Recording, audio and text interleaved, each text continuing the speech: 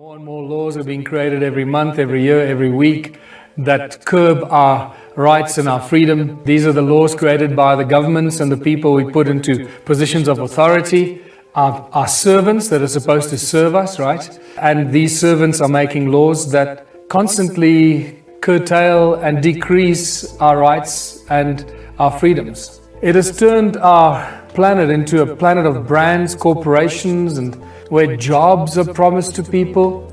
Every time we hear a politician talk about, oh, we're going to create 1 million more jobs, all they're really saying is we're going to create 1 million more slaves, when this is supposed to be our planet.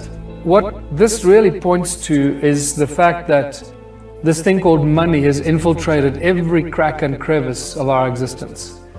Every aspect of our lives, from the first breath we take till the last breath we breathe out. It's a complete insanity how this has been distorted. This thing of believing that we are free needs to be addressed. And the people that still run around saying that I'm free, I can do what I want, live in a complete and utter illusion. So the historic resistance to money goes back thousands of years. It's not something new. This very popular character, Jesus or Jeshua or Issa, one of the famous incidents is when he apparently chased out the bankers or the money changers from the temple. One of the few moments or events of his life where he probably showed violence or became violent with other individuals. It was with the bankers in the temple. Because this is really, really significant. That the original bankers were actually the royal priests and the kings, and the banks were the first banks were their temples. The global financial institution is the largest organized crime syndicate in the world. Very few people actually have any clue or idea where money really comes from. So the origins of money, when and how did it get so bad?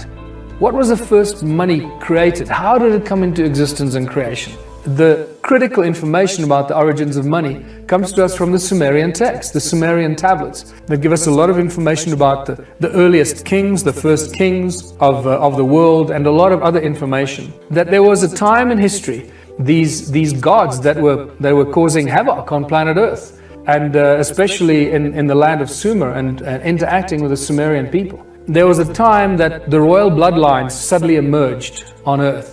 And that these priest kings, these first priest kings were actually appointed. The first priest kings were appointed by the gods, and we suddenly see the appearance of the royal political bloodlines. And then suddenly they had all this money and they owned all the land. So this is the origins of the royal bloodlines. And these are the guys that have passed down the royal bloodline control for thousands of years. And the banking families are part of this ancient royal bloodline. Only the royalty knew how to write. They had scribes. Only written material ever came out of the royal palaces and the temples with the scribes. The average people didn't know how to do that, so they couldn't even read. Money was maliciously introduced as a tool of enslavement. This seems to be the moment that this happened. In these ancient times, when the first royal bloodlines were introduced, when these first priest kings suddenly appear.